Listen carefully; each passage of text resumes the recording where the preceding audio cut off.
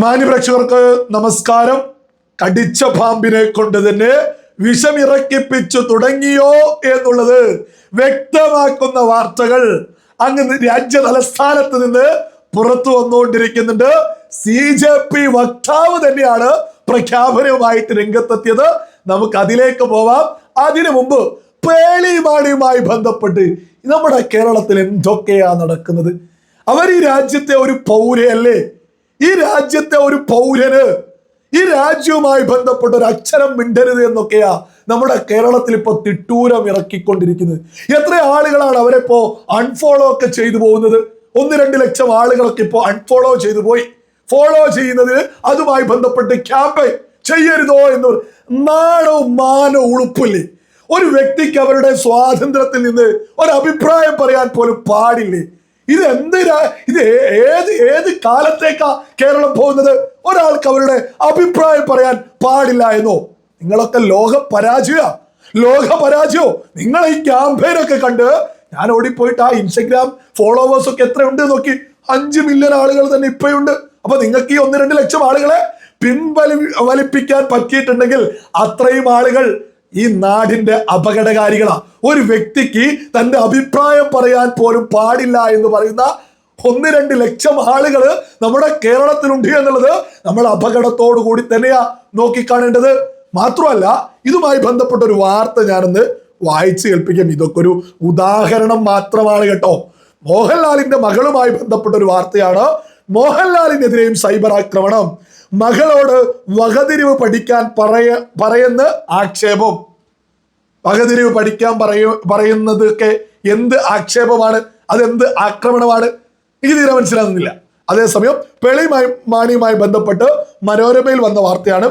ഞാൻ പേളിമാണി, എന്റെ ഇഷ്ടനിറം കാവ്യേ, എനിക്ക് അഭിപ്രായ സ്വാതന്ത്ര്യമുണ്ട്, നടിക്കെതിരെ വിമർശനം. നാളല്ലേ ഈ മനോരമക്കൊന്നു? അതായത് പേളിമാണിക്കെതിരെ എന്ത് ആക്രമണം നടത്തുമ്പോയോ അത് വിമർശനം.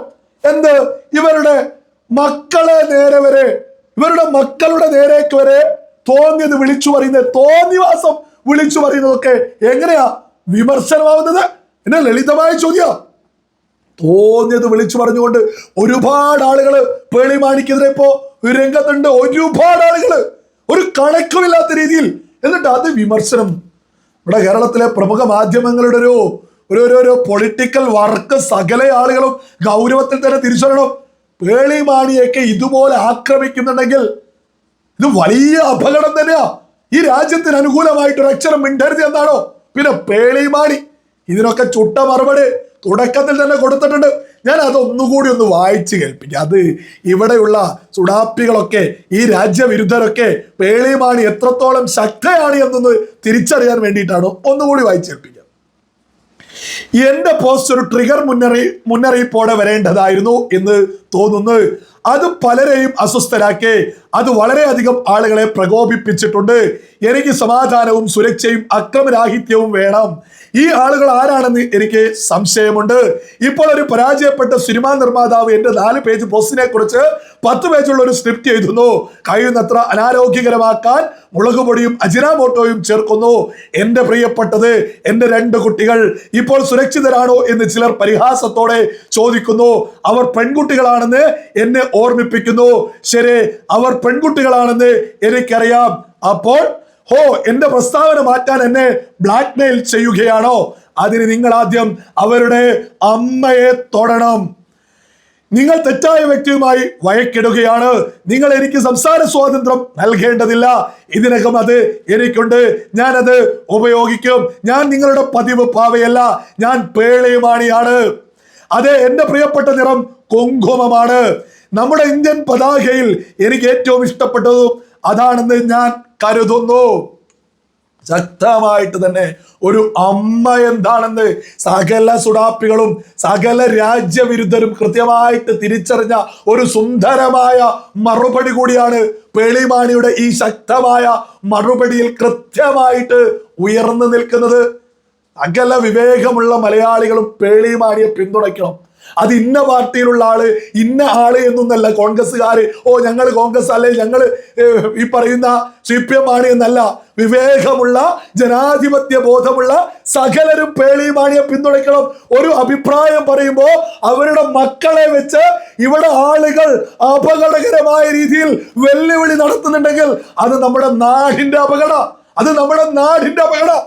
ഇവർ തീർച്ചയായിട്ടും പേളി മാണി അവരുടെ ജനാധിപത്യ അവകാശം ഉപയോഗിച്ച് അവരൊരു അഭിപ്രായമാണ് അത് പറയുന്നതിന്, അത് പറഞ്ഞാൽ പോലും മക്കളെ വേട്ടയാടുമെന്നൊക്കെ പറയുന്നതിന് സകല ജനാധിപത്യ വിശ്വാസികളും ഒരുമിച്ച് ഇവർക്കൊപ്പമാ അടിയുറച്ചു നിൽക്കേണ്ടത്. പിന്നെ അവരുടെയൊക്കെ നേരെ പോകുന്നവർ കണ്ടും നോക്കിയൊക്കെ പോകുന്നത് ആ പോകുന്നവർക്ക് നല്ലതായിരിക്കുമെന്ന് കൃത്യമായിട്ട് ഏതൊരു വിവേകമുള്ള ആൾക്കും മനസ്സിലാക്കാവുന്നതേ ഉള്ളൂ. ഇത് എത്രത്തോളം, അതായത് ഈ പേളി മാണി വ്യക്തമാക്കി പറയുന്നുണ്ട് ആർക്ക് വേണമെങ്കിലും സമരമൊക്കെ ചെയ്യാം.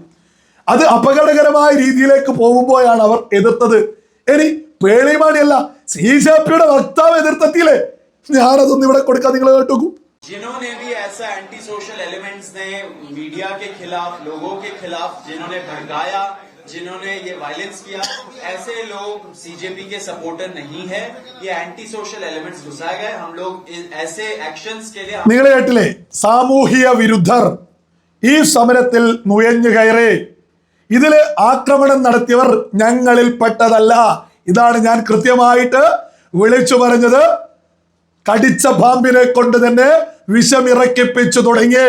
സമരത്തില് പ്രധാനപ്പെട്ട ആവശ്യമായിരുന്നു സമരം ചെയ്തവരുടെ കേസ് പിൻവലിപ്പിക്കണമെന്ന്.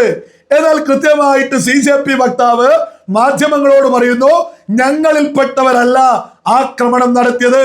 അപ്പൊ പൊതുമുതൽ നശിപ്പിച്ച, നിരവധി പോലീസ് വാഹനങ്ങൾ അടിച്ചു തകർത്ത, നിരവധി പൊതുമുതൽ അടിച്ചു പൊളിച്ച അവർക്കെതിരെ കേസ് വരുമ്പോൾ CJP അത് ഏറ്റെടുക്കില്ല. അവർ ഞങ്ങളിൽപ്പെട്ടതല്ല എന്ന് അവര് തന്നെ പ്രഖ്യാപിച്ചിരിക്കുന്നു. അതായത് കടിച്ച പാമ്പിനെ കൊണ്ട് തന്നെ കേന്ദ്ര സർക്കാർ വിഷമിറക്കിപ്പിച്ചു തുടങ്ങിയിരിക്കുന്നു. ഒരു തർക്കവും വേണ്ട കേട്ടോ. കേന്ദ്ര സർക്കാർ രാജ്യത്തെ നിയമ സംവിധാനങ്ങൾ പൊതുമുതൽ നശിപ്പിച്ച ഒരാളെയും വെറുതെ വിടൂല. അതിന് CJP അനുകൂലിച്ച് രംഗത്തും വരൂല. ഏതിന്? സമരമെടുത്തത് എന്ത് എന്ന് ചോദിച്ച് CJP രംഗത്ത് വരില്ല. മറിച്ച് ആക്രമണകാരികളെ ഇവർ പിന്തുണച്ചാൽ ഇവരും കലാപകാരികളാണെന്ന് പറയുമെന്നറിയുന്നത് കൊണ്ട് തന്നെ ഇവർ വിട്ടു നിൽക്കുന്നു. ഇവർ കൃത്യമായിട്ട് കൈയൊഴിഞ്ഞിരിക്കുന്നു. CJP ഒക്കെ ഏത് രീതിയിൽ മുന്നോട്ട് പോകുമെന്നുള്ളതൊക്കെ നമുക്ക് കാണാം. അമിത്ഷാ എന്തു ചെയ്യുന്നു, നരേന്ദ്രമോദി എന്തു ചെയ്യുന്നു എന്നൊക്കെ ചോദിച്ചവർക്കുള്ള ആദ്യ മറുപടിയാണ് ചർച്ചയിലെ പ്രധാനപ്പെട്ട ആവശ്യമായിട്ടുള്ള സമരത്തിനുള്ള കേസ് പിൻവലിക്കുമോ എന്നുള്ള വിഷയത്തിൽ CJP വക്താവ് തന്നെ കൃത്യമായി രംഗത്തെത്തി പറയുന്നു സാമൂഹ്യ വിരുദ്ധർ നുഴഞ്ഞു കയറി, അവർ ഞങ്ങളിൽപ്പെട്ടതല്ല. കേന്ദ്ര സർക്കാരിന്റെ ഭാഗത്ത് കൃത്യമായ അവരുടെ നിയമ നടപടികൾ, രാജ്യത്തെ അന്വേഷണ ഉദ്യോഗസ്ഥന്മാർ ഒരാളെയും വെറുതെ വിടൂല. കലാപത്തിന് നേതൃത്വം കൊടുത്ത ഒരാളെയും വെറുതെ വിടൂല. ഇത് ആദ്യ മറുപടി മാത്ര. ഇനി CJP വക്താക്കന്മാരൊക്കെ എന്തൊക്കെ പറയുമെന്നുള്ളതും നമുക്ക് കാത്തിരിക്കാം. ആദ്യം തന്നെ കലാപകാരികളെ കൈയൊഴിഞ്ഞിരിക്കുന്നു. ഇതൊക്കെ കേരളത്തിലെ CJP അനുകൂലികളെ എങ്ങനെയായിരിക്കും സഹിക്കുക?